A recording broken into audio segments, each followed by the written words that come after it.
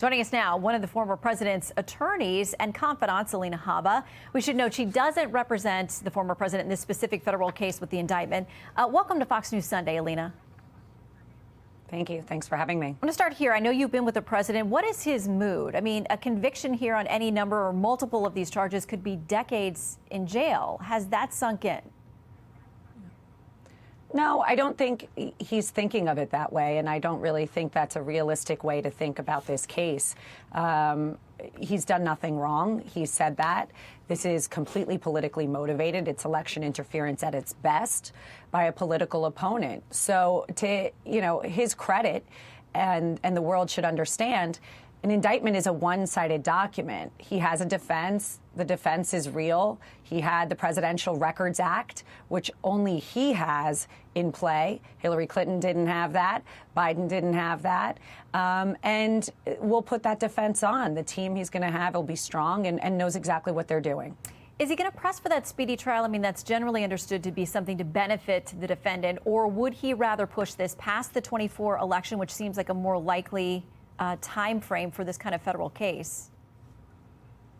That's a strategy question that I really can't answer. That would be internal discussions that I have with my client. But we'll make that determination very soon, and he'll make that public when it's time. Any chance that he would take a plea deal, especially if there is, he's got the state indictment in New York.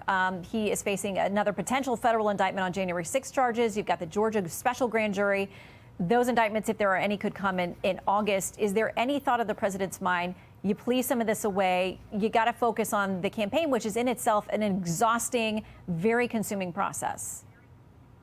No, I could never imagine. I know I would never advise that, especially when he's not done anything wrong. You take a plea deal to make something go away. That's an admission of guilt. He would never admit guilt.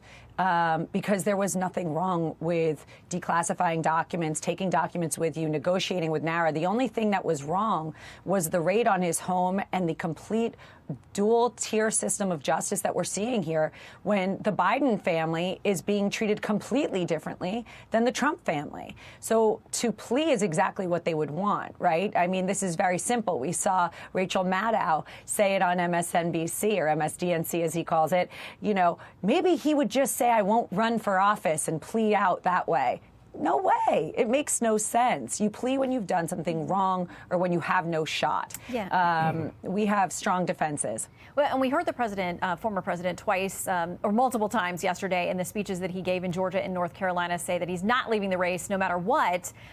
So, again, this is uncharted territory. And, it's a moment in America that's never happened before. So we will watch as this continues to proceed. But let's talk about a couple of the things in the indictment. As you say, this is a one-sided issue. What goes to the trial jury will be very different, and you will have an opportunity at defense then.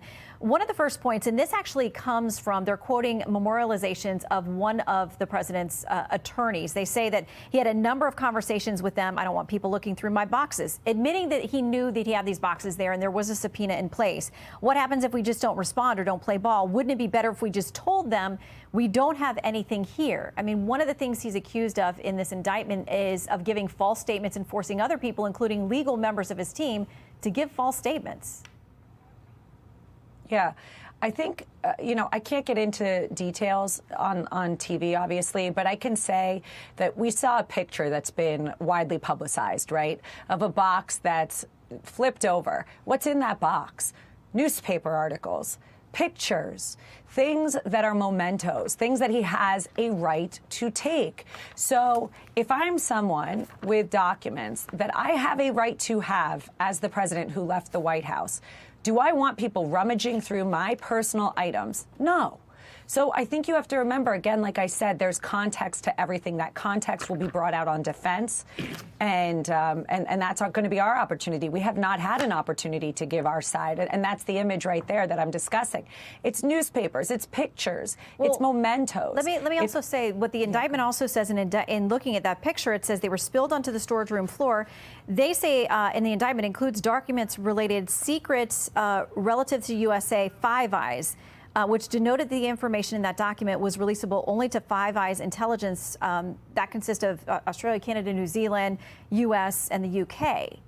They say that's in part of those documents that have spilled out. Well, first of all, I've never seen anything spilled out. I don't know if anybody's been to any of Donald Trump's clubs or residences, but he doesn't operate that way. So that may have been the way it was when they came. I don't know. I don't know when that picture was taken. I also don't know what was in the boxes before and after. There's a lot of questions here. What I can tell you is he has every right to have classified documents that he declassifies under the Presidential Records Act. So, yes, they're making it sound like a five-alarm fire. It's not. It's a very simple thing that everybody, and we've seen numerous people, able to take it. And frankly, he was the only one that could take classified documents that he declassified under the Presidential Records Act. People forget that. All right, Alina, thank you for your time. Of course, we will watch, as this is a very different proceeding once it goes to trial. We'll look for that defense as well. Thanks for your time. I'm Steve Doocy. I'm Brian Kilmeade. And I'm Ainsley Earhart. And click here to subscribe to the Fox News YouTube page to catch our hottest interviews and most compelling analysis.